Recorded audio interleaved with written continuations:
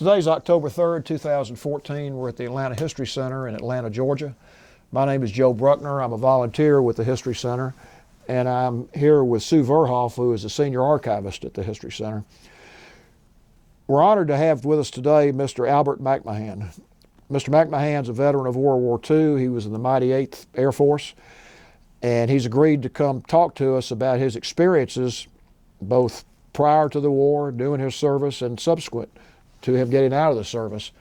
This is part of the Library of Congress Veterans History Project, and we're honored to have you with us today. And we're also honored to have Lisa Tate here, who is a member of Mr. McMahan's family, and it's always special when you've got a family member here with you. And, it always helps. It helps. Mr. McMahan, would you tell us a little bit about your upbringing, and tell us, even before you start that, give us your name, your current city of residence, and where and when you were born. I am Albert McMahan with a middle name of Neal, and I normally don't pass that information out for no good reason. I just don't use it normally. I was born over in Alabama, and I am currently living with Lisa Tate and her family over in Lawrenceville. Okay. What is your date of birth? 1920, 1 September 1920. Okay. Tell us a little bit about your upbringing now. Well, I was the oldest of 7 children, and my father and mother were from the old school. They were very attentive to our telling the truth, always. They were very specific that if you have something to say, tell the truth. If you can't tell the truth, don't tell anything. Keep your mouth shut.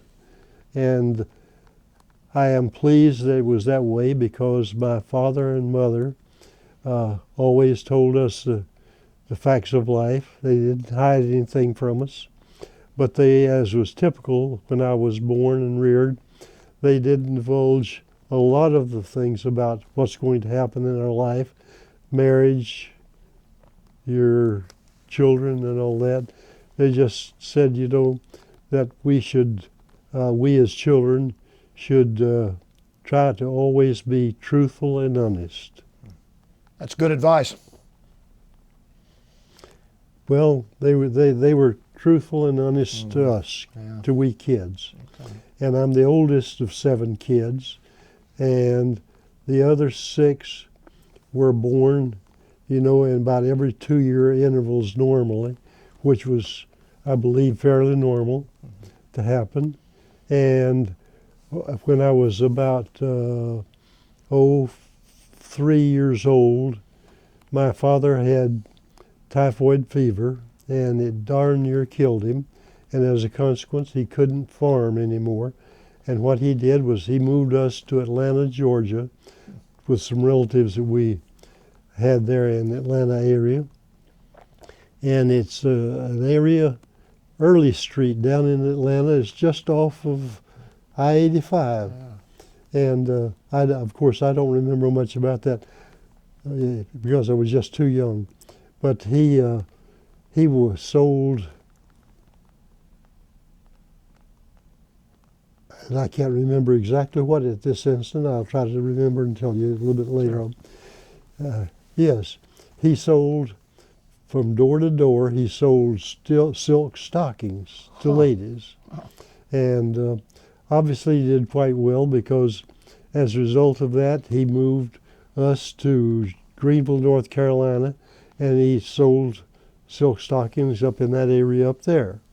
But his health improved from having had the typhoid fever, and as a consequence, we moved back to Alabama and to a farm. And my dad, during his lifetime, was a farmer, a sawmiller, cotton gin owner, operator, and a teacher. And he did his best at all those things. He was never hesitant to say, I don't know, which was a real plus to we kids, because we, or at least in my family, we tried to use our parents sort of as guides as to what we should be, and I hope that's true for most other families, although at the current time I'm not so sure that that's something that people hold to. Yeah. When did you go into the service? I went into the service on 1 June, I think it was, 1940, at Maxwell Field. And what had happened was I went to Auburn for 1 year, and my dad didn't have enough money, or the family didn't have enough money to send me to Auburn more than just that first year. And as a consequence, I began to look at, what do I want to do in life? And I said, first of all, as I said, went to Auburn. And then after Auburn, I came out because I didn't have any money for subsequent time. And again, I'm losing my train of thought. Keep prompting me, Okay. please. So after Auburn, you apparently made a decision to go into the military at some point? Yes. I went into the military, but what I wanted to join was the Army Tank Corps, because I somehow got my hands on a copy of Popular Mechanics of that time, if I remember correctly. And it had an article in there of an ad trying to recruit people to go to the Army and to be a person who, just a moment, and that what I would be doing would to be, hold on,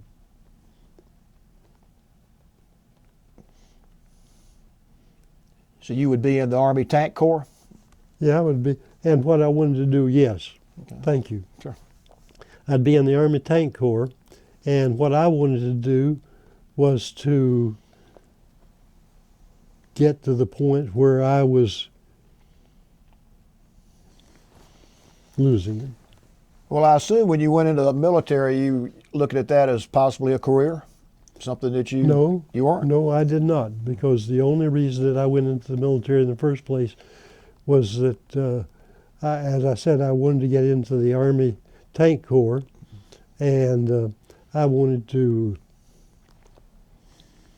Is it computers, Grandpa? Did Beg you pardon? want computers? No, computers did not exist at that time. That was an age where things like that was just, I think, maybe a dream of the future. Science fiction. Yes, truly science fiction. And so I went into the Army Tank Corps, and I wanted to, God, I'm drawing a blank again.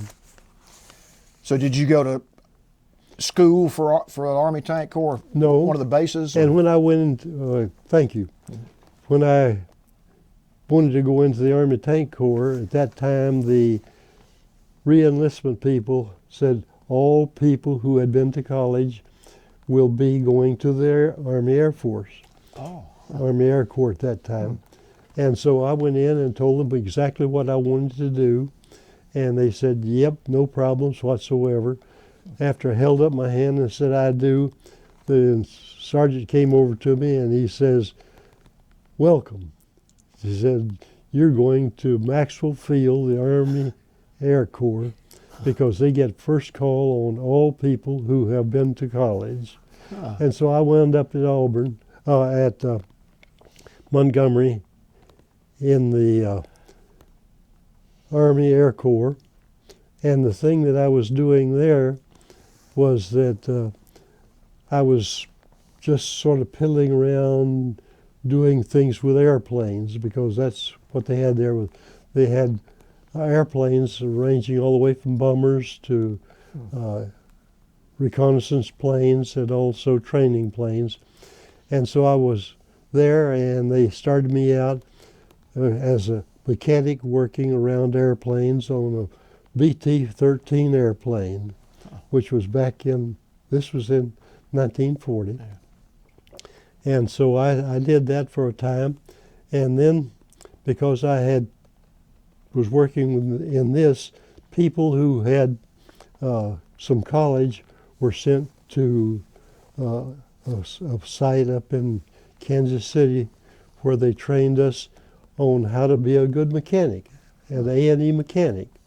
And so after 4 months of training as an A&E mechanic, I came back, and they made me the crew chief of a trainer plane, a BT-14, which I was in tall stuff at that time because, man, I'd never seen an airplane on the ground before because the only thing I saw was the airplanes flying overhead. And so I worked as a mechanic on the BT-14 for a bit, and then I got the opportunity to go to instrument training school at Chanute Field. I went to Chanute Field and had I think it was a 2-month course in aircraft instruments, but I'm not sure of that. It may have been a 3-week course. And I took that class in aircraft instruments, and I came back to the base, and anytime someone had troubles with instruments on a plane, I was the one who got a call, and I went and did that. But I must have been fairly good because what they did was they put me in charge of all of the instrument training for the people, and I trained them a bit. But as I said, every time that something happened to an instrument on an aircraft, I got called and I watched to see that they were doing it correctly. And I did that for a while. And then I was made crew chief on an AT-9. That was a aircraft that was all electric. The landing gear came up electrically. Engine controls were electrical. Wasn't by cables. And so I did that for a time. And then they said, okay, since you are doing this, you are a flight chief. And they gave me 3 airplanes to be in charge of people who were maintaining it. And then subsequently they put me in charge of 6 airplanes. And that was, really high stuff, big stuff for me because I just was nothing more than a little corporal when I was doing this. Well, I was assigned from Maxwell Field. I was moved to Turner Field, Albany, Georgia, who was under construction in 1941. I'm getting a little bit behind myself right now. Was in charge of, and I was moved to Turner Field. The airfield had not been completed. The barracks were horrible. They were livable, but not very good. The runways were not working at that time, and again, I'm getting out of order some. So what did you do there? Did you were you going to school there, or No. What I was doing there was I was in charge of 6 airplanes and 6 people, and the notice came up on the bulletin board saying that they needed an aircraft instrument specialist for the 303rd Bomb Group, and I knew that bomb groups at that particular time were going overseas, and I was particularly interested in getting overseas for the experience and just to be assisting the defense of the country. now had the war started by this time? No. It had not. No, okay. no. Okay. And so I wanted to join the 303rd Bomb Group, and I went in to see the squadron commander, a captain, and said, I want to fill that requirement for somebody to go. And he said, nope, I can't let you go. Says, you're too valuable to me here. Well, every day I made it a point to go back and say, Captain, can I fill that requirement? It's coming up. And finally one day he used a few choice cuss words and said, get the hell out, you can go. So I went to supposedly the 303rd Bomb Group, but somewhere some papers and information had gotten mixed up, and I was transferred to the 306th Bomb Group. And I went overseas on the Queen Mary Wow. in August of 1942. And when I went overseas, then went over on the Queen Mary, and there were 17,000 military personnel on board. Jeez. There was so many people on there that what they did, you could sleep in a bunk for 6 hours, and then you had to get out, and someone else came in and slept in the bunk for 6 hours, and they got out, and then it was 6 hours for the third person. And at that point in time, you know, you had to get out and be up on deck or somewhere on the ship, because every place that they could have a bunk for somebody to sleep, there were bunks in it. So we spent most of the time up on deck, and the weather fortunately was very nice, no problems whatsoever. And we were, remember this is 1942, and the German submarines were really active at that particular time, just destroying convoys. Well, the Queen Mary was a ship that could go at 32 knots. And so at daytime we went 32 knots. At nighttime we did 32 knots. At daytime we did 33 knots. And we were fortunate. If there were any submarines or anything like that, what we did was every 45 seconds we would change course. And we were up in the North Atlantic, and we landed at Gourock, Scotland on the 6th day of September. And we stayed overnight on ship, and the next morning I had my first meal in England. And that meal was a piece of hard, coarse toast, toasted, and on top of it was a cup of beans, dried beans, red beans, and one strip of bacon. And of course you had coffee as well. And that was the breakfast. Okay, that same day we got off, and via train we went down to the base that we were on, which was Thurley, which is near Bedford in England. And we went out to our base out there, and it was a base that was training, and in addition to training, had some people who were operational, and it was a Polish group of people, of pilots and mechanics and whatnot, and they were on this base, and we took it over. And then that was on the 7th day of September, and during the next several days we were just getting acquainted with the base. And then the bombers who were coming over came over, and they landed on the 11th day of September and went through training of British operational procedures and what we could expect in the way of how to fly, because at that particular time what the 8th Air Force did, and the other air forces, other groups, was they had you flying individually, one by one, in flights of 3. 3 would go, and then the next 3 would come along, and 3 would go individually.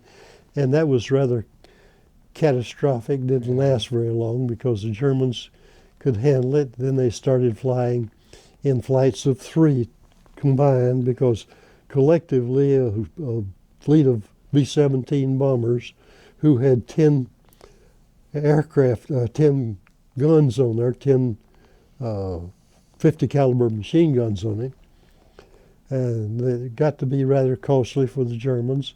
And they flew 10 missions, and during the 10 missions that the 8th Air Force flew that way, they had the ground crew was servicing the planes and maintaining and repairing, but the 306 bomb group lost several planes, and the listing which I provided you has how many were lost. And then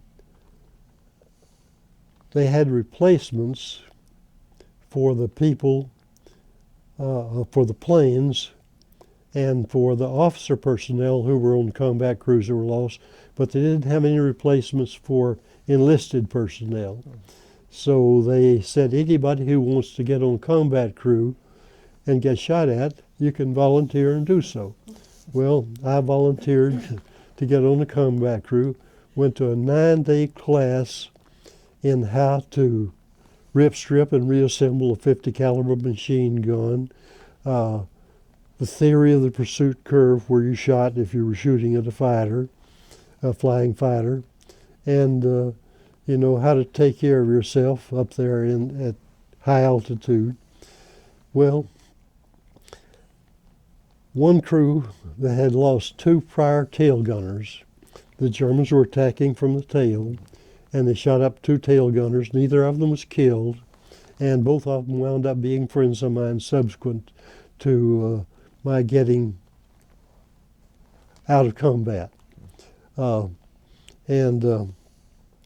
So I volunteered for this, and I got on this crew that had lost 2 tail gunners. I was the 3rd one. I went to the pilot of it, who was an exceptional individual. He always looked like he had just stepped out of a bandbox.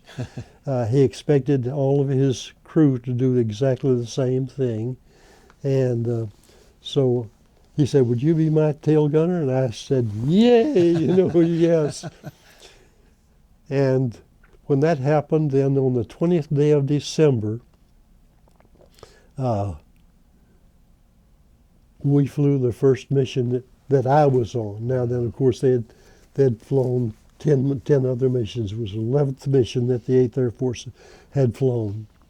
And it was to Romilly-sur-Seine, which was an hour and a half inside France. The way we flew it, not mileage. So when we were coming in to go on this raid on the 20th day of December 1942, we could see the German fighters up there in this beautiful sunny Sunday, see them just waiting for us. And so the moment that we got out of the place where the Spitfires who were accompanying us, protecting us, as soon as we got past that, they attacked us in line, just one after the other. Well, we got all the way to the target without any problem. And then about 10 minutes after the target, though, fighters attacked our plane, and they shot one engine to where it was operating on about a half power, one was about a third power, and they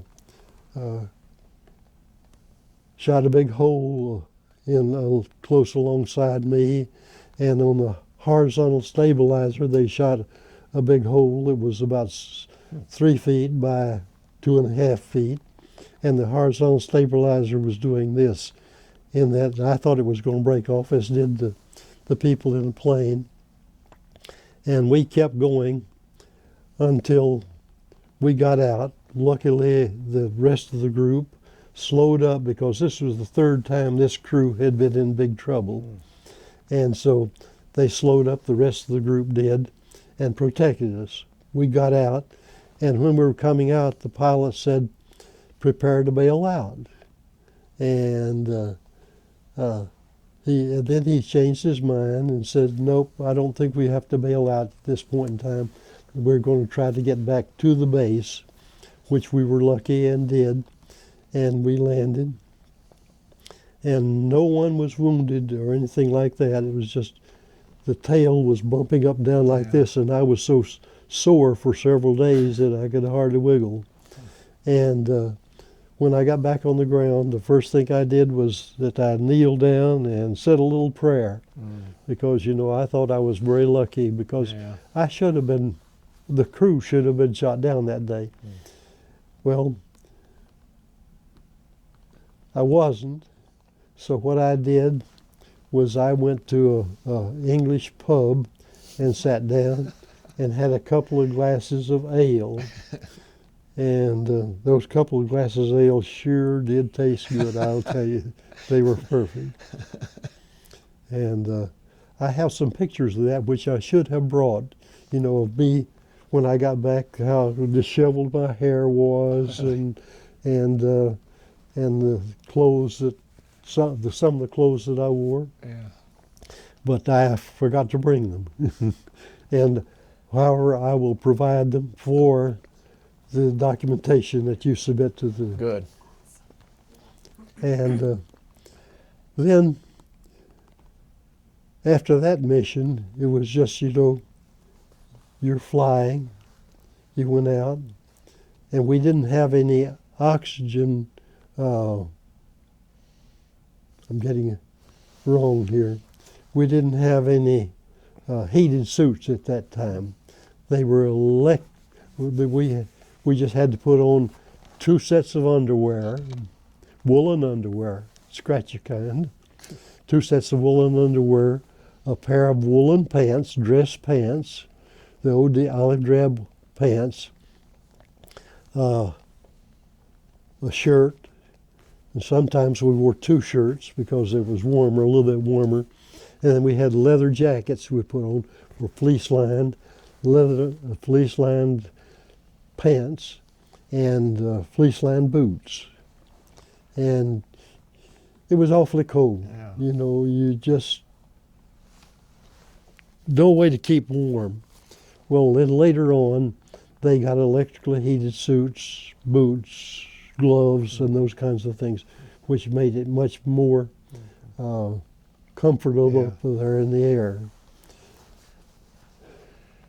Now, were you flying missions day after day? Or? No.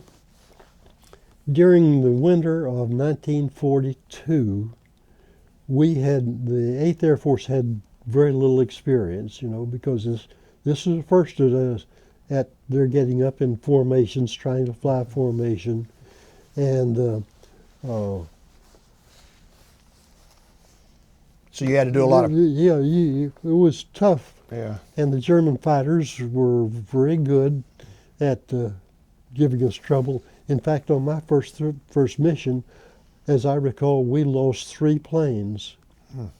And as I said, my plane was shot up badly, but we got back home, and that's what counts.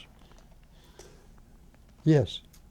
Is that when you've told me before at home about the time that you guys got shut up and you refused to get out and No, that happened later. Okay. Yeah, That happened on my last mission. Oh, okay. Yeah, we want to hear about that. Yeah, Yes. Oh, yeah. And maybe I'll begin to get my thoughts together a little better. No, you're doing fine. You're doing great. Great.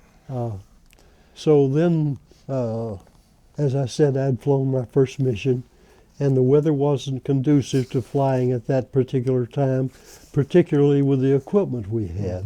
So as we got a little more experience and we began to get some replacement planes in and replacement people, we flew missions. My first mission, then after that one to Rumley, I can't recall where it was now. It's on the list which I gave you.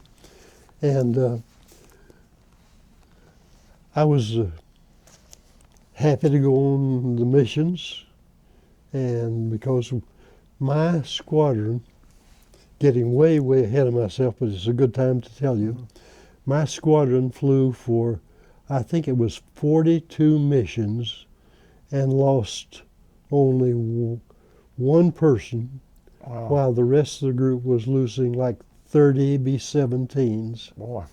We led a charmed life. And don't think otherwise. We lauded that over everybody. We're better than you are. We fly better formations, all that kind of stuff, you know. And we were just darn lucky. The good Lord was looking down on us. But then, while the rest of the group was losing all these planes, I was flying my missions. And what happens on a mission is that, you're all together up in a group, and the German fighters were attacking from the nose of the plane at this particular time. And they were experienced pilots. Many of them had flown in Africa with Rommel down there in Africa. And so my crew was just lucky. We didn't have the big problems that other crews had. The pilot of my crew believed that if everybody knew what to do under every circumstance that might happen up there, that we had a much better chance of living through it, coming back safe. And on days when we were not flying, he would have us out at the airplane, not for just 30 minutes, maybe for 2 or 3 hours, going through every conceivable thing that could happen to an airplane. We'd practice emergency procedures. What do you do when this happens? What do you do when that happens? How do you use oxygen bottles? How do you, if you get shot up, what do you do? How do you take care of other members of the crew? And he'd just go over it hour after hour. And this crew that I was on was listed as one of the better crews in the organization, naturally, because when you don't lose anybody, you're doing great. Okay, more questions. Now, at this point, you've been a tail gunner on all your missions, right? Yes. Well, I was a tail gunner on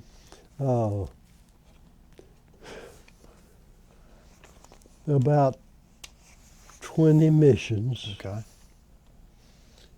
And the tail gunner on the ball turret gunner on my crew got ill and couldn't fly.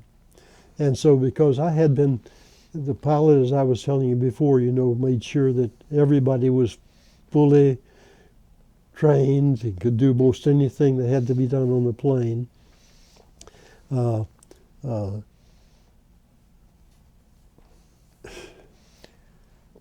you needed to know how to do both, I guess. Oh, yeah, do both. And then he had me down in the ball turret, practicing in the ball turret, and we'd go on gunnery missions where you'd practice shooting at a target that some plane was towing behind it. And so I went down in the tail, and 4 missions I flew, or in the ball turret. 4 missions I went down in the ball turret. And on one of those occasions, let me back up a bit. In the early B-17s, we had a lot of problems because they had designed the turrets and all those kind of things with the idea that they knew exactly what was going to happen. And that didn't always happen. For example, in the ball turret, they had when you shot the guns, you had 2 50 calibers down there. You shot, the ammunition was up above you, came down in flexible metal chutes and came down in, and when you shot the ammunition, the way it was designed to happen was that the link chutes, the link things that join the links of ammunition together, and I should have put a 50 caliber round with me, joined together. Those were metal, and they were supposed to drop outside of the turret. Well, the link chutes in the early planes did not have a chute that would permit them to drop out. They'd frequently jam, and when they jammed, your gun wouldn't fire because the 50 caliber would stop firing. You probably had some of this experience. And so one time we were on a mission like that, and my guns jammed. And we were getting shot at something fierce. And fortunately, my plane wasn't getting hit. So at that exact instant that I was doing that, my electrically heated suit shorted out in the groin because it came in, 24 volts came in on your belly this way, and then down in the, because you know you're moving all the time, man, and it shorted out. And I called out, I said, I'm on fire, several times. And finally I let up off of the intercom, because when you're talking, nobody else can talk on it. They can hear you, but they can't talk. Well, after a few seconds, I let up and said, you know, I'm on fire. The pilot said, shut up and keep shooting. And so I shut up and kept shooting. Yeah. Well, hey, when you're getting shot at by German fighters, nothing can stop you trying to defend yourself, because the consequences that if you don't are rather severe. Yeah. Because you can get shot up, because 2 tail gunners before me, both of them were severely wounded, never flew again. Neither of them was killed. One of them had severe damage in his abdomen, and another one had trouble with a hand, you know, and things like that. And what can you do? Yeah. They were back in the tail. Nobody could come back there because they're all busy too. Yeah, I'd like you to take a minute, because there are going to be people that watch this that may not exactly know what a tail gunner does and what a ball turret gunner does. Okay. And they don't know where the ball turret is. Explain that a little bit. Yeah, the B-17, the early ones, and then subsequently all the other versions, had guns in the nose. The early ones in the guns were 30 caliber machine guns fired by the bombardier, and that soon didn't prove effective, and they got a combat fix in the combat zone. They mounted some 50 calibers up there, and they could fire almost forward, not quite, and out to the sides. And then later on, they got turrets up there underneath that they could do. But anyway, Now the ball turret. ball turret then was hung down. It was a 30-inch ball that had machine guns, one on each side of you like this, up like this at your head, and ammunition belts that came down out of the airplane, fed ammunition into it. And as I said, in the early days, the link chutes didn't discharge properly. And when they do, you know, they build up in the turret. And you can't, you know, if they build up a whole lot, because you got just a glass windshield that you can look out up there, and that's all. And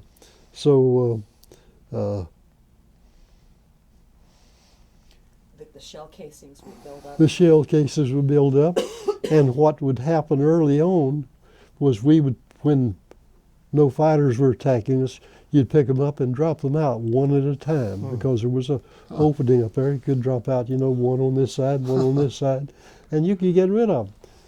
And, you know, you just couldn't get rid of any of them, especially if the condition was such that you were getting shot at a whole lot. You didn't have time to do that. You shot a gun, both of them. And we had broom handles up here to control the turret, that you could turn it in any position, and the turret would follow that position. And on the end of these broom handles were 2 triggers, or 2 buttons. And when you push the buttons, they were fired electrically. It was not fired, you know, mechanically. You'd push these buttons, well, and then electrically it would cause the guns to fire. Well, I know that least from what I've read and experiences I've heard, that being a tail gunner or a ball gunner, those were two of the most dangerous positions you could have in a plane. Well, initially that's true.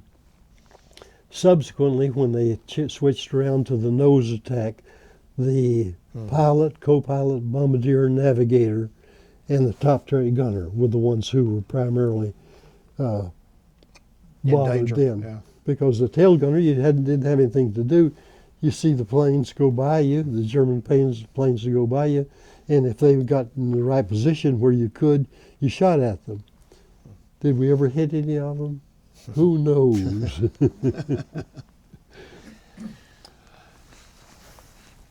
So you flew quite a few missions Yes, in combat. I flew 25 missions. 25 missions.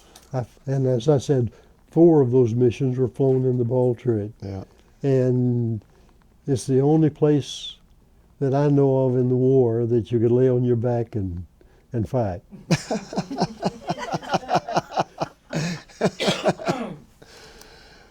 and you know, you were in an almost fetal position because your feet were up like this, legs are up like this, you're laying on your back, it's a 30-inch ball. You can imagine what happens. How much space do you have in there? You don't have much space. Yeah. You had to get cramped. Oh, they were. And after, that brings up an interesting point. After you'd been in there for a time, you know, you get really cramped. And there was nothing you could do. You know, you're just down there, and that's the way it was. And what they would do is we would have us taking exercises, you know, to condition us where we could put up with that some. I noticed in some of the material you provided that on one flight you lost an engine off the coast of Germany, and then you landed and found out what the problem was. Yes. The rags. Yeah. One mission we were going into Germany, and on that particular raid, I can't remember where we were going, and we were climbing to altitude, and we got up there, and what happened was that an engine overheated on us, and we couldn't stay in formation with an engine that had overheated because they had to feather the engine.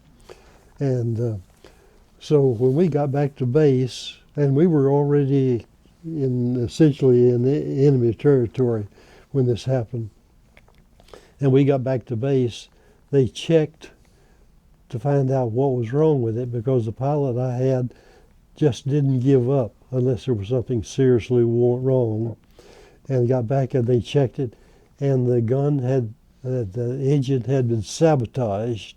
The air duct that led the cooling air into the engine oil cooler had been stuffed with rags. Did they ever find out? No, never found out. Gosh. Because, you know, the air bases would cover a large area, as Yeah. you can think, because they had more than one runway on it. Had one going one way and another going another way. And there just wasn't much space out there for you. To get it on the record, that incident was over Wilhelmshaven in Germany. Yeah. Speaking of the base, did you ever get opportunities to get out and mingle with the people or be off base? Or Well, the way that bases were designed, they had housing areas here and maybe a half a mile away, another housing area, and a half a mile away or a quarter mile away, another housing area by squadrons. You were segregated. And as a consequence, we did not know a lot of the people from other squadrons. We knew particularly our people.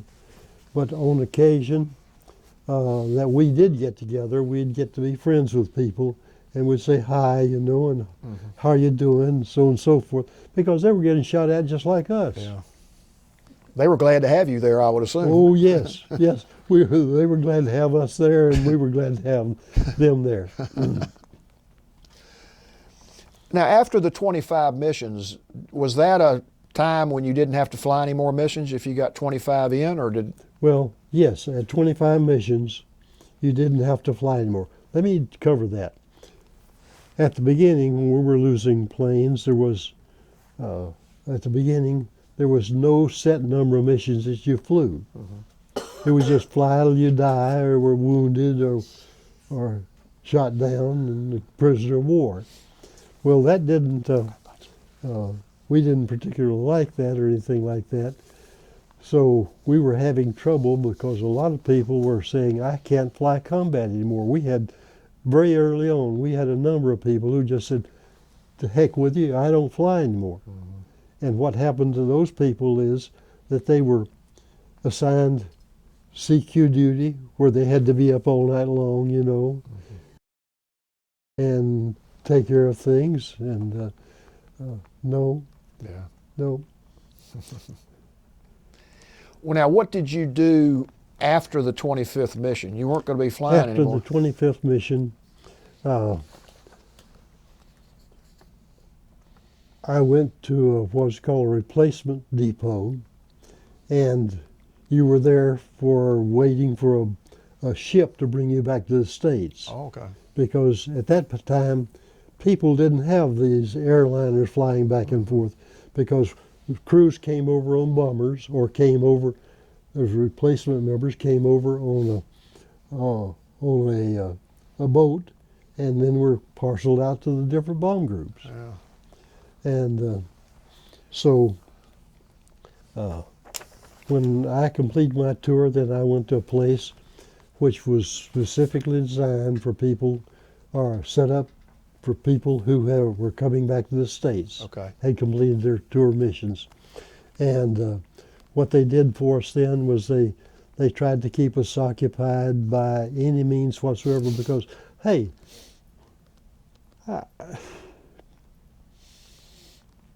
You've been through a lot, so you. no, yes.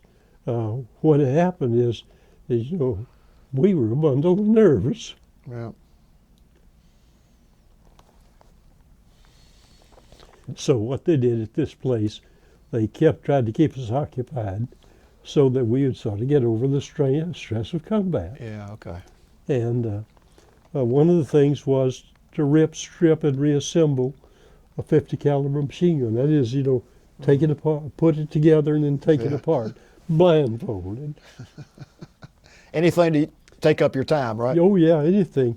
And then you know, CQ duty, or games, or whatever they could think of to hopefully keep you Yeah. from having troubles. Because we did have some people who came back that would just crack up. Yeah.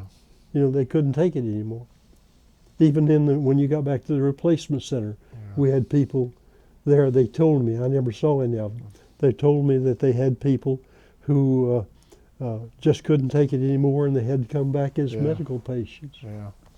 I can sure understand that. Well, I don't remember the figures or anything like that, but the losses initially were so high in most organizations that they didn't think that people could keep putting up with it. And they couldn't. Yeah. You just, you know, human nature has a limit. Yeah. And so initially what they did was they set it from just fly till you die, or incapable, whatever, to, they talked about it. They said the flight surgeon, our group flight surgeon, says make it 20 missions. Well, Bomber Command and all this wisdom and knowledge set it to 25 missions. Says when you got 25 missions, you could come back to the States. And I know my morale, I was there when that happened. My morale went from way down in the basement straight up. Yeah. I can sure understand why. Grandpa, I'm sorry. No, you go ahead. There's a picture that I saw. You're on a field and you have a number 25 written on the back of Oh, it. Could you tell about that picture? Yeah. when you completed your last mission, in my organization, I don't know about other bomb groups, I have no idea, but they had a habit of the officers, they threw them into a fire pit that had water in it, threw them in there and made them swim around, and they did them also, they got them out and they stripped you down to your shorts. Regardless of the weather, strip you down to your shorts, painted a big 25 Oh, really? with house paint, with green house paint, I'm gonna get you copied and up. trimmed it, Yeah, I'd like to. you know, so 25 on your front and 25 on your back. Some, I only got it on my back. And so what you had to do then was went after you had been interrogated, because every time you completed a mission, you were interrogated. What did you see? What did you do? What do we need to know about what's happening? And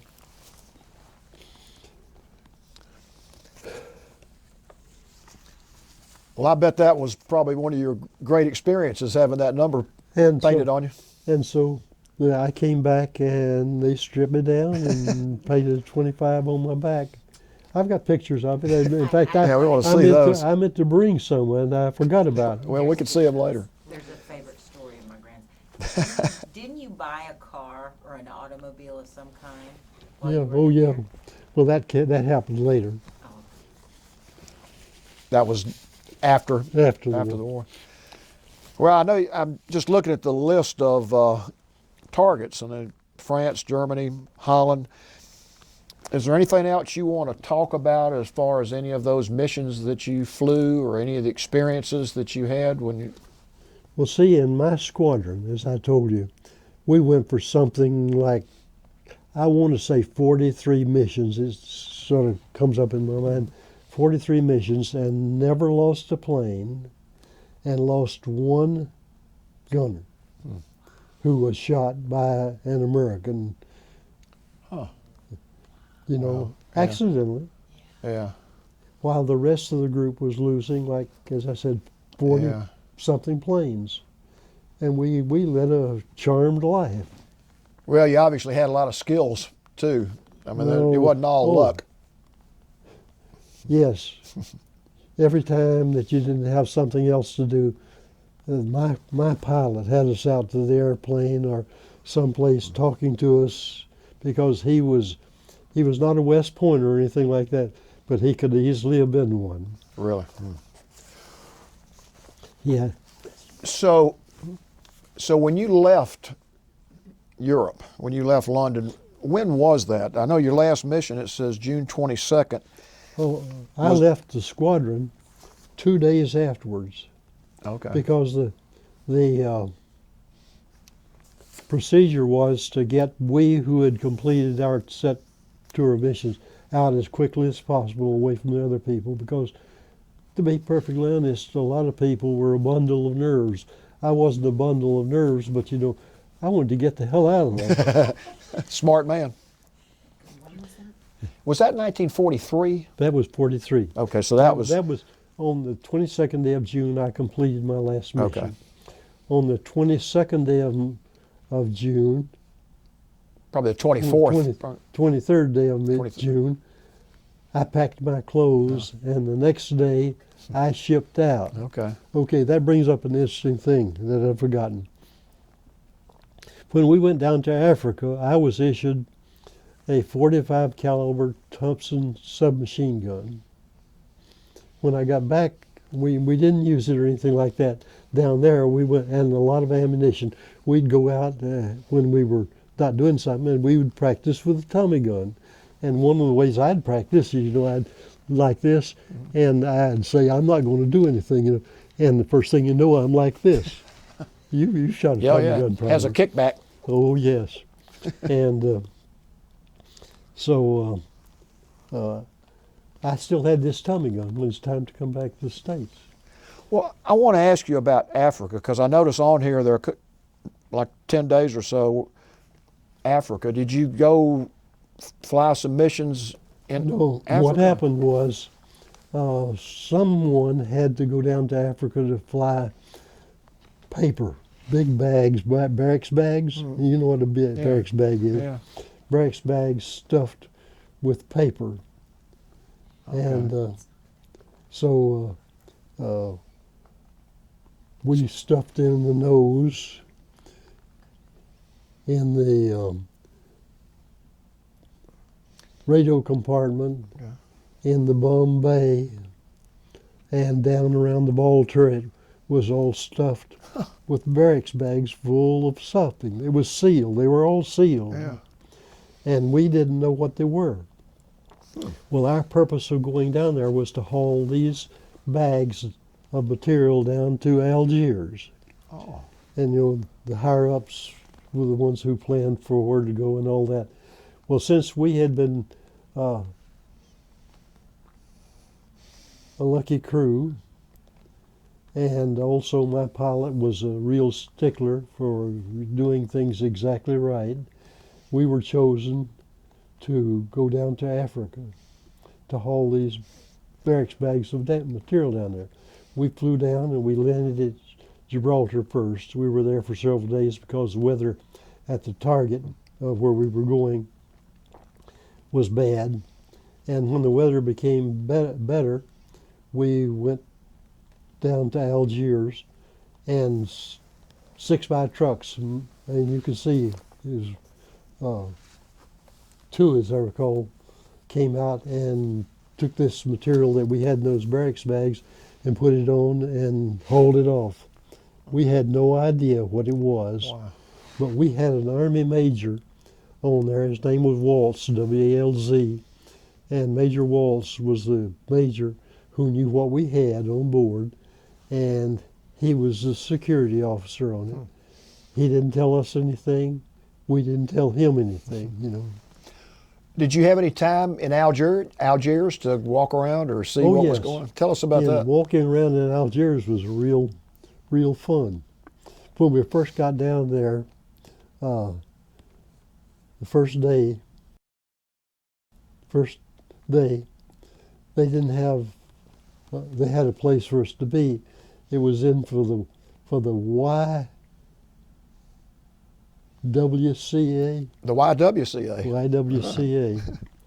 And so we stayed at the YWCA for one night, and of course they hauled us off some other place to the YMCA.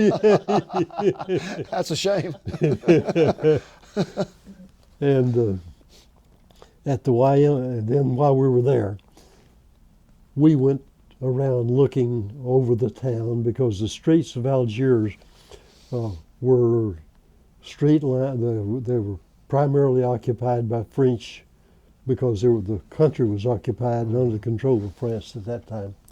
And they were tree-lined streets, had streetcars, everything you could ask for. They were beautiful, wonderful place to be. But then they had another section of town called the Kasbah. The Kasbah was the Arab section of town, and we, as uniformed military personnel, were forbidden to go in there. Oh, okay. Because we would be subject to being killed down there. Yeah. And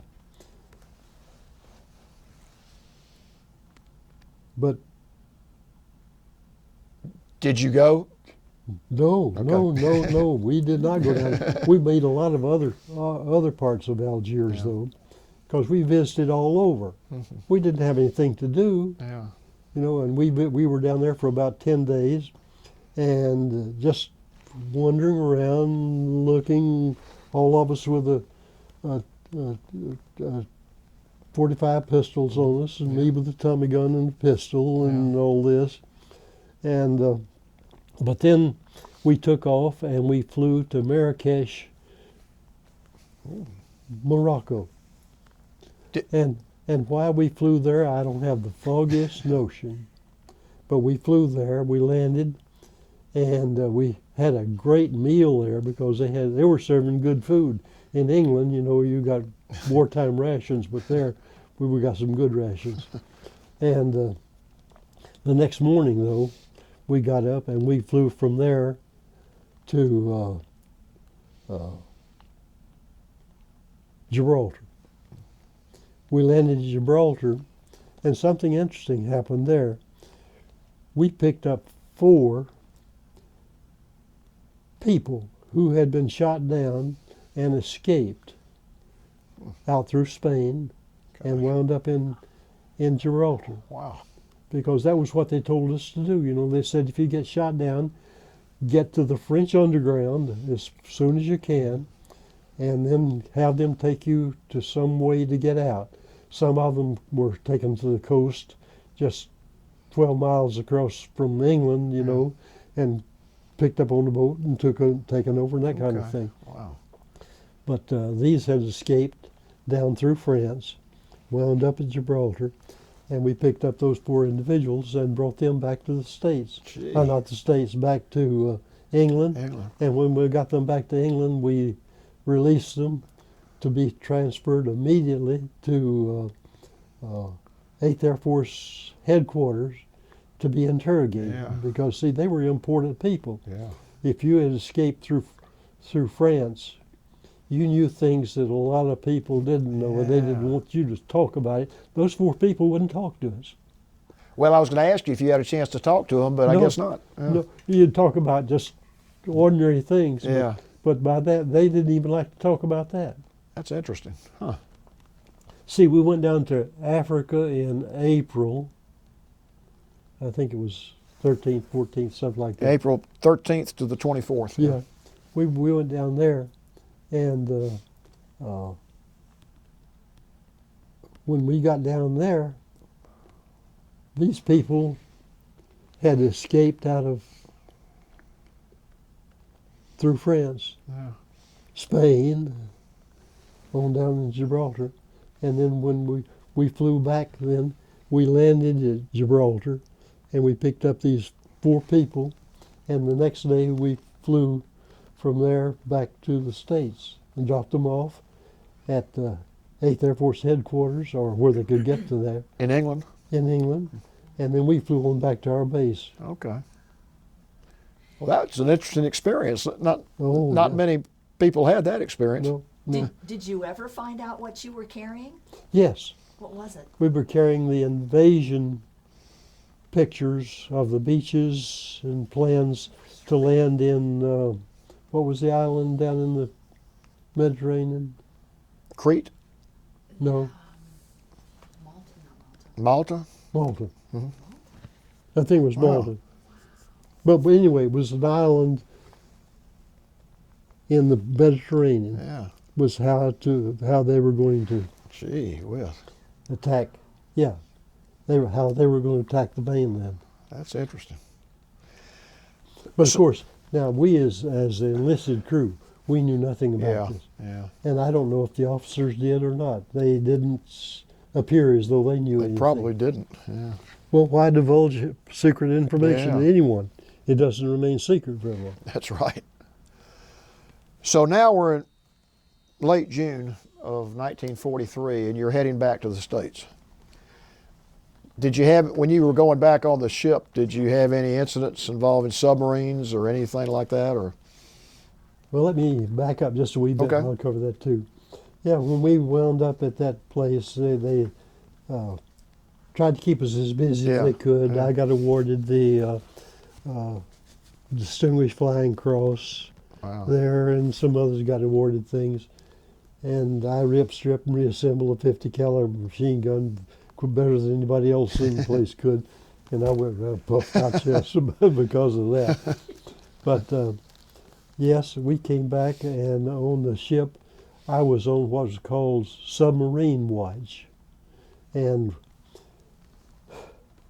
all that was, most all of it was in the daytime. But we came back up close to Greenland, up in that area up there, up in the area that had icebergs coming down, and we actually got to shoot a 40 millimeter cannon at an iceberg.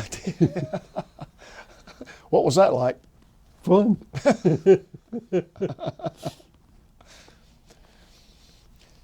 So once you got back to the States, what did you do for the rest of the war?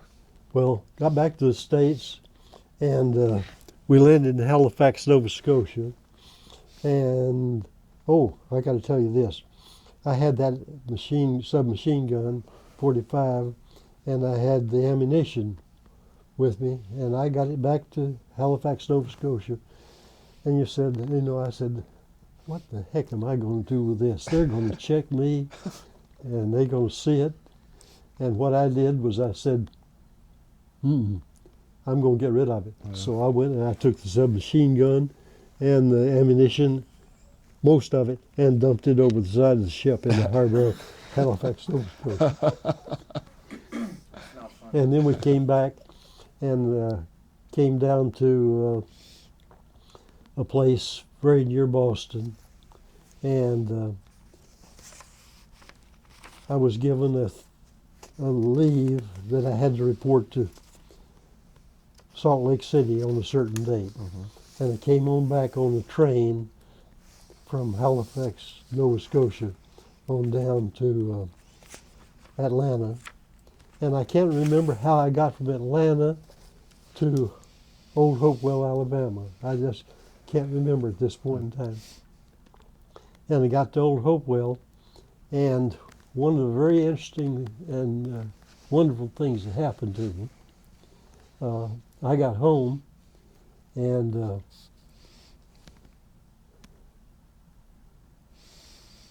your parents? This is very touching. I got home, and I was told that Mother knew every time I was on the mission. Really? Wow. And so what she did to prove this was she drug out her log, because she had logged everything, and on the exact days. Her prayer log. Her. She prayed every time. Oh, her prayer log. Oh. Constantly. Go ahead. It's still touching. I can understand that. So she was praying for you, and and something told her that you were on a mission. Her log agreed 100% with mine, because when I was told by other family members that she did this, I said, that can't be true. And so I had kept a log of all my missions. I still have some of it that I drug out, and we compared it. They agreed down to the hour and day. That's an amazing story. Yeah. Says a lot. Was that a pretty emotional reunion when you got home? Oh, yes. Yes. And when I got home, my McMahan family got together on the first Sunday I was home, and we had a big fish fry over on the river near there, and started getting reacquainted time. And then the next weekend it came off with my mother's side of the family, where we all got together and had a big get-together. Wow. A lot of fun. Now, and excuse me, go ahead. And then after that, I was sent to Salt Lake City. And at Salt Lake City, I was one of the early arrivals back, and they really didn't know what the heck to do with us. Yeah. Because the procedures hadn't been set up or anything to handle any large number of people. Because when I finished on the 22nd day of June, and I can't remember how many missions the group had flown or anything like that, but it was a considerable number. And I went to Salt Lake City, and they shipped me from there back home on not at their expense, my expense, but via train. I rode all the way back from Salt Lake City to home, and spent the rest of a 30-day leave there. Then went back to Salt Lake City, and I was assigned to a place up in Dyersburg, Tennessee. You may know where Dyersburg is, not Yeah. too far away from here. Yeah. They had a base there, and they shipped me back to Dyersburg, and with a 30-day leave en route home again. So I had a lot of time where I was getting unwound from getting shot Yeah. at, you know, Yeah. because even though my squadron led a sainted life, you know, it was a lot easier in some ways, and it was difficult because you said, what the heck are we doing to be so good? Yeah. Yeah. We questioned it Yeah. because, you know, it was just unreal. Particularly when you saw other planes going Oh, down. yeah.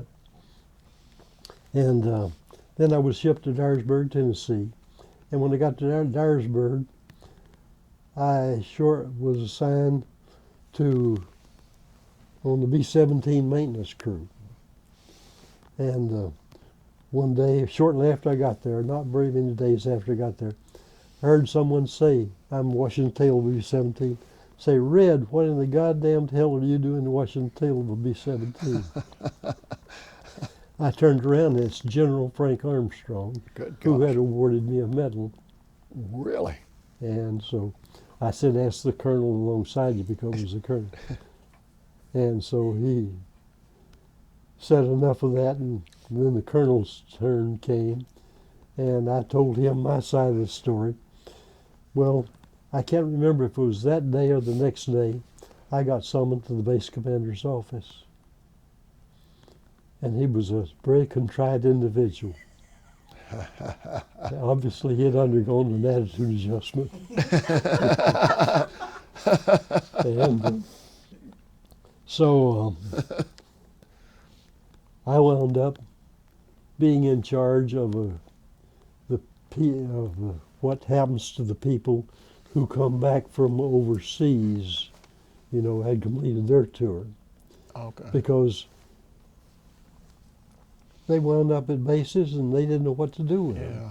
Well, I wound up on this base in Tennessee, and I was told, you know, what are we going to do with them? And I said, I'll talk to them, so on and so forth.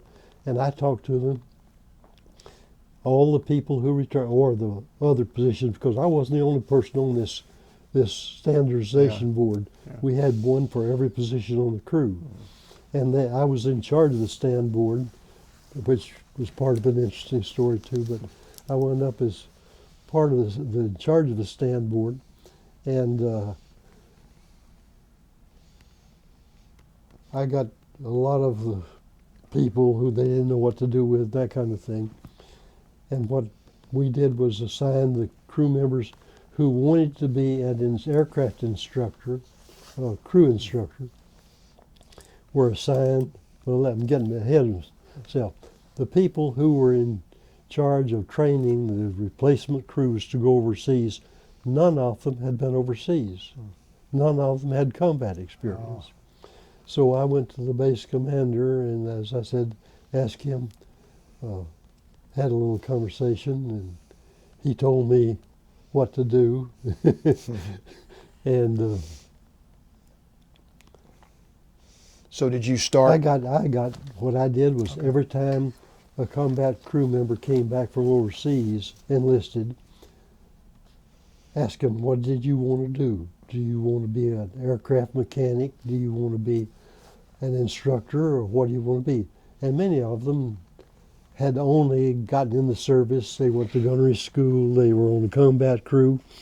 They'd pull their tour of missions, came back, and they weren't qualified to do anything, really. Yeah. So those I didn't even look at hardly. But those who wanted to get on the combat crew, or wanted to get on as an instructor, I replaced one of the non-experienced combat crew instructors with one of those people. That's good. And for the time that, until I got rid of all of the non-combat experienced instructors, I was the most unpopular person on the base. I'll bet. Oh, I went through some really tough times.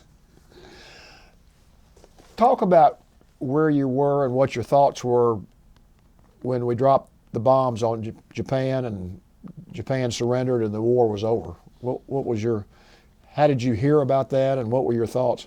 Well, I was very happy. Very happy, because the war was over. And the consequences of having killed so many Japanese people, we didn't really know that we'd killed that many people. We just knew we had dropped an A-bomb and that the Japanese had given up after the second one. So it was very serious. We knew that. But how serious, we didn't really know. Yeah. But we were happy the war was over. Yeah. Extremely happy. Now I want to go back to 1941, Okay. to the day Pearl Harbor was attacked. Do you remember where you were and what your thoughts were and how you found I out? remember well where I was. That was one of the important days in my life in many ways. It was a sunny Sunday, and I was a corporal in charge of the alert crew.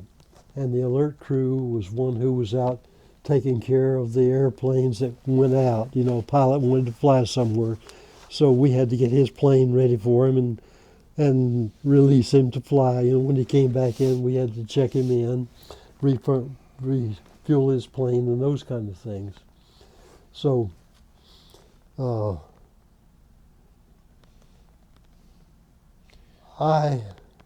So this would have been Sunday. yeah, I so it was guess. Sunday. So what happened was being in charge of the alert crew, I was in charge of everything else, it turned out, because the squadron commander had gotten a phone call or heard somehow or another that the Japanese had surrendered. Attacked. Yeah, it had attacked Pearl Harbor. Yeah, that they had attacked Pearl Harbor, yeah. That attacked Pearl Harbor.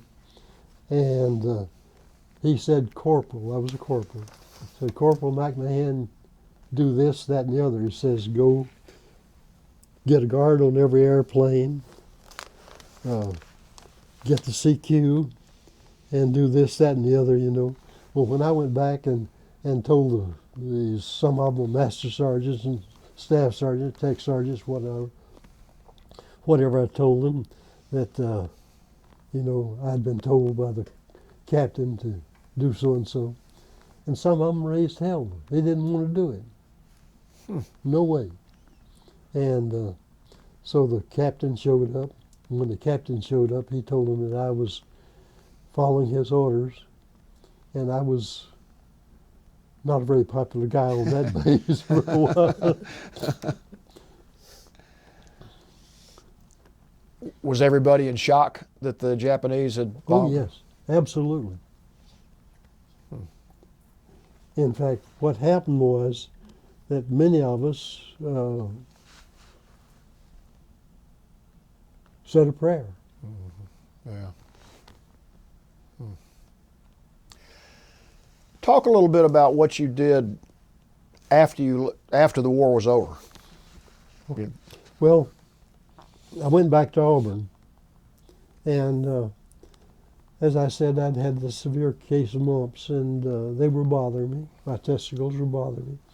So I went to the doctors there in the service and told them what was happening to me, and they didn't know what to do. In fact, no one really knew what to do, and just time and Mother Nature took care of the situation. But let me get way ahead of myself. As a result of this, I was sterile. When I got married, I told the lady I married that I was sterile because I felt it was the honest thing to do. Yeah. And she said, that's okay. And afterwards, we adopted a son. Good. Good. Okay, go back to your question again. I'd just like you to cover a little bit what you did Okay. after you got out of the service and your Okay. career and. Well, when I first got out and went back into the service, about a month after I'd gotten back in, a notice was put on the bulletin board that anyone interested in becoming an IBM custom engineer, repairing IBM punch card equipment, should come to personnel. Well, I wanted to do that. So I went and I said, yep, I will. And as a consequence, I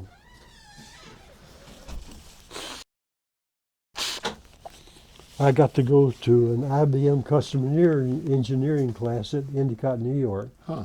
4 months long.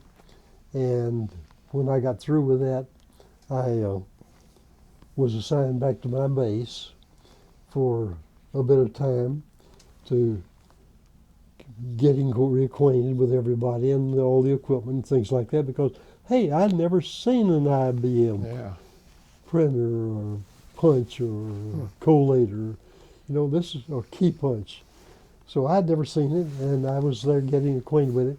And I was one of 5 people out of the class that went to Endicott for IBM Custom Engineering School, Wow. who was chosen as being capable of working unsupported overseas in an installation. And as a consequence of that, I was transferred then to Wright-Patterson, and I took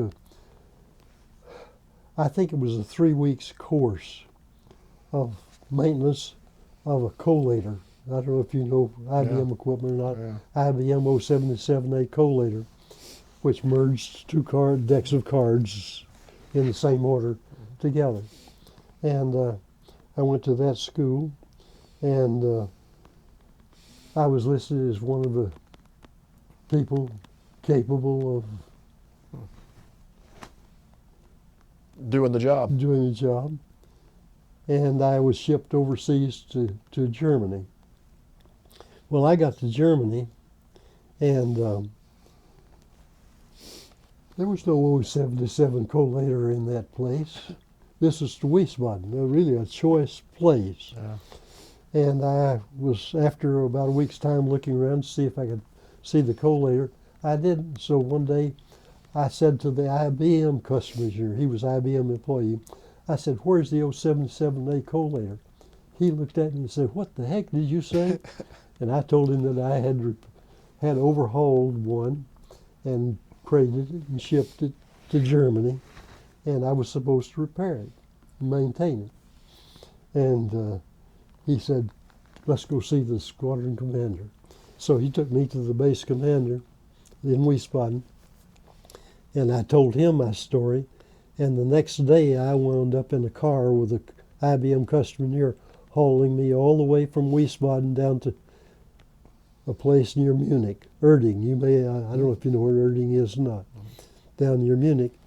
And I went in there, and lo and behold, there's a 077A collator that the IBM customer engineer had goofed up, trying to make it operational, because he didn't know anything about it, Yeah. not the foggiest, because he had worked on IBM punch card, mechanical IBM punch card equipment. Yeah.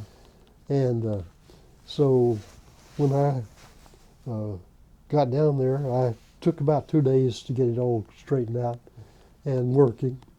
And I did that, and the base commander, not the base commander, the squadron commander, came to me and says, man, that was a great job. He said, why don't you take a couple of days off and 3-day pass and go to Munich and see what it's like down there. So I gladly did that, went to Munich, and I remember this is in 1947.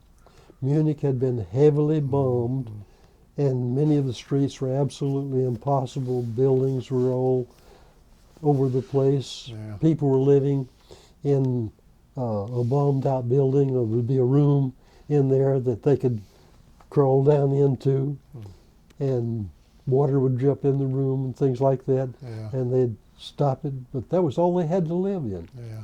And the food was left much to be desired, because it was Yeah. heavily rationed. Yeah.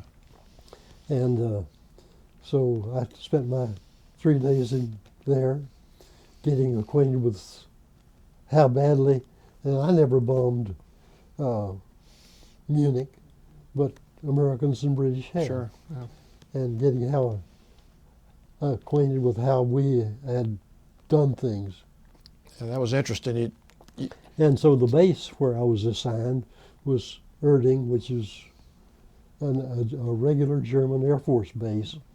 And what they had there was they had been moving supplies for Europe, Air Force supplies, because that was established as the headquarters for the maintenance of all facilities in Europe. And so I wound up going down to that and looking it over, and I saw bomb sites down there, big as this building, piles out in the open. And having been on a plane, and they wouldn't even let me get close to it, you know, they'd cover it up when somebody would come around. And so I went down to there and picked up 2 bomb sites. They were just in big piles. 2 bomb sites, brought it back to my shop and took it all apart to see how it worked. Well, that was particularly interesting to you since you had Oh yeah, dealt with them. Well, I've always been mechanically Yeah, it inclined, sounds and I like it. wanted to know how things worked. Well, did you stay with IBM throughout your career? No, I got out of the service. Let me keep going a bit here. That was my enlistment, and because of the problems I'd had as a result of the mumps, I re-enlisted to let them take care of it. And very shortly after I had re-enlisted, I was assigned to Europe. I spent quite a number of years over in Europe, and I'm getting out of order here. And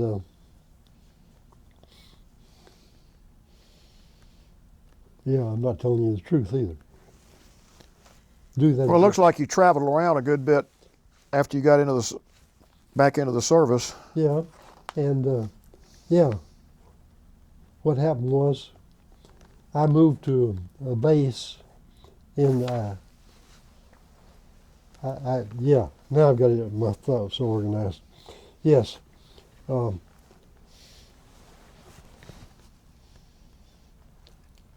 How did you end up back in Atlanta, or back in the States?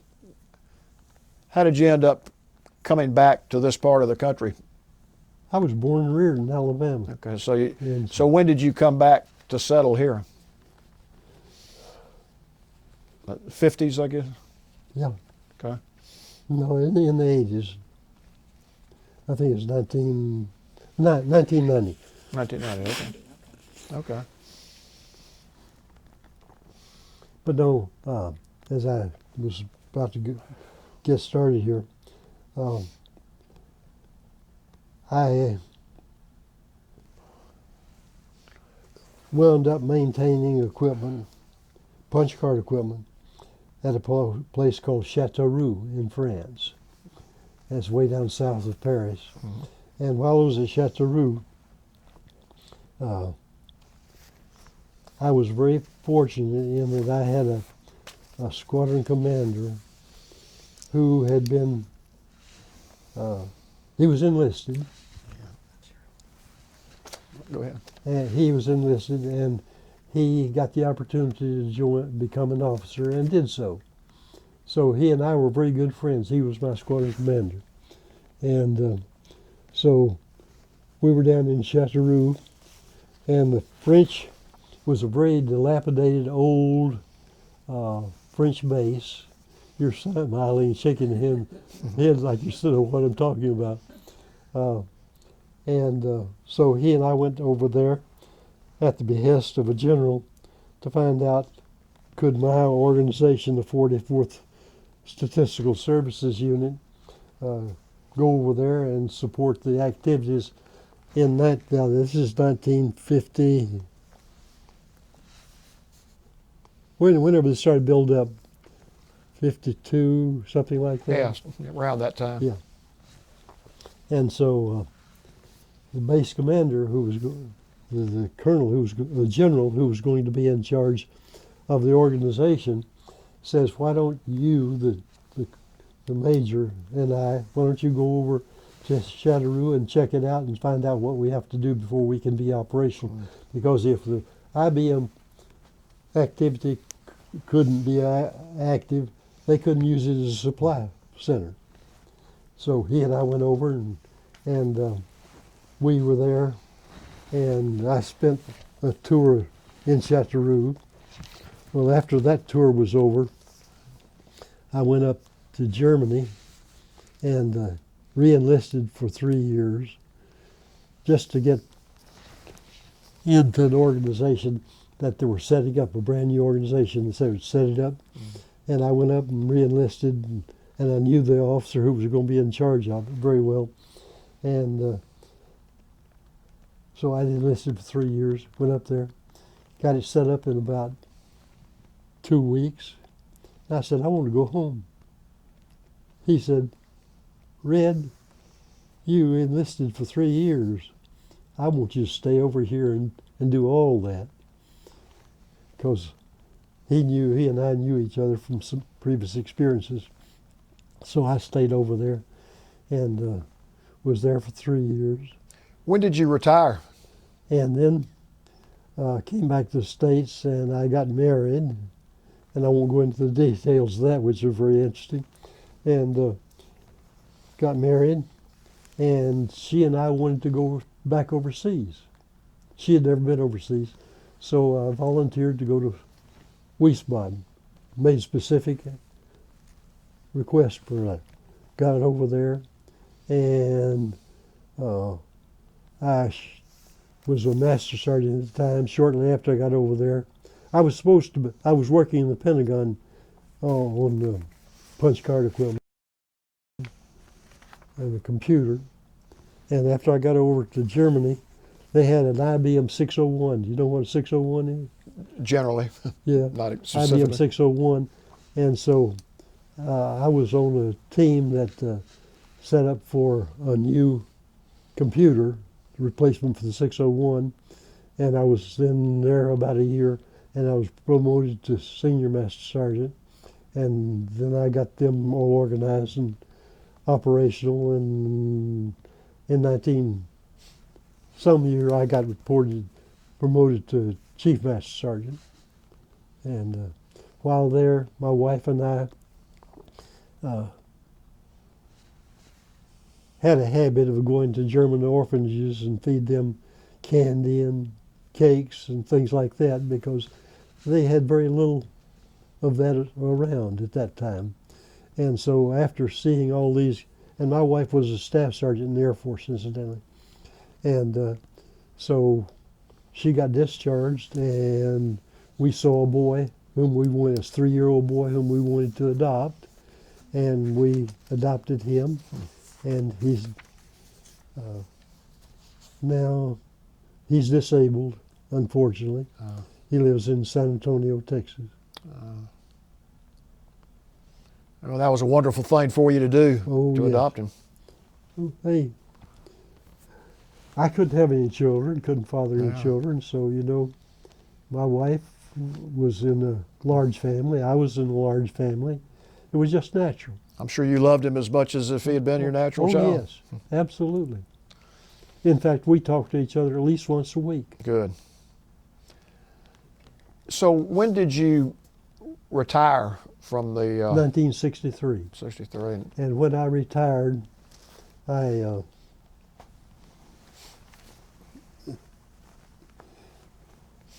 let me back up just a wee bit. While I was in the Air Force over in 53 or 63? I'm sorry, 53 or 63, I'm sorry. 63. while I was in the Air Force over in Germany, IBM had told me they wanted to hire me. And when I came back to the States after a couple of weeks after I was discharged, they hadn't contacted me or anything like that. And my former base commander, squadron commander, was working for RCA in computers. So I called up Ed and said, hey, I want to get in computers. And he said, okay, come up, take the test, which I don't have any doubt of your passing. And if you pass, then you'll be in computers, which I did. I got into computers.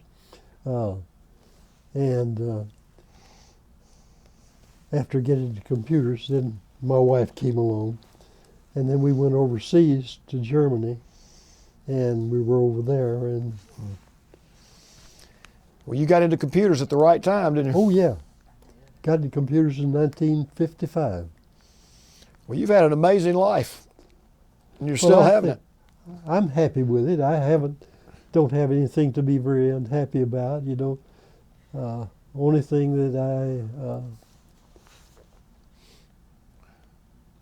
could say anything bad about is my son turned out to be gay, Well, and doesn't make me happy. But hey, he's my son. That's what right. the hell can I do about it? that's exactly right. That's the right attitude. Yep. And I'm sure you love him just as much. Oh, sure, sure. Well, before we finish, I want to give you a chance. Well, give Sue a chance to ask any questions, and you a chance to add anything you want to add before we conclude. Anything you want to say, or any message you want to give, or I was just a farm boy who had idea that something better was than to be on the farm. Although I loved farming, I was sure that that was the best people in the world. Mm-hmm. But I just decided there was other things that were better, and as a consequence, that led to my advancing step by step to do things. well, I think you made the right decisions all Well, along the way. The only thing that didn't pan out well for me was in 1952, I think it was. They had a test for warrant officer. I took it.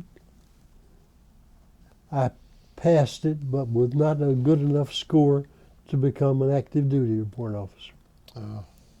And I got a warrant officer 3 in reserve, and Nothing wrong with that. nothing wrong with it. And that brings up something that's totally irrelevant for this, and I can't say it now. Anything you want to say, now's the time to get it on the record if you want to say anything. Well, I can't tell you how much Sue and I both enjoyed hearing about your life. I mean, Well, thank you. you got started with great parents, obviously. They taught Oh, you yeah. a lot of principles, and you lived Best those in the principles your whole life. You've lived it. And it sounds like everything you did, you were good at. And even though you might have had a lower rank than the responsibility, you were given the responsibility Yeah. in the service. And you've excelled all the way through your life and love your family and served our country. I mean, I can't imagine a better life than that. And you should be proud of everything you've done, and we want to really thank you for your service to our country. I am proud. Thank you. Very.